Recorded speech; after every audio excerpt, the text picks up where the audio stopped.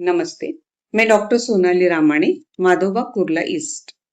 क्या आप जानते हैं, लंबे समय तक डायबिटीज अनियंत्रित रहने पर आपकी किडनी को नुकसान पहुंचा सकता है।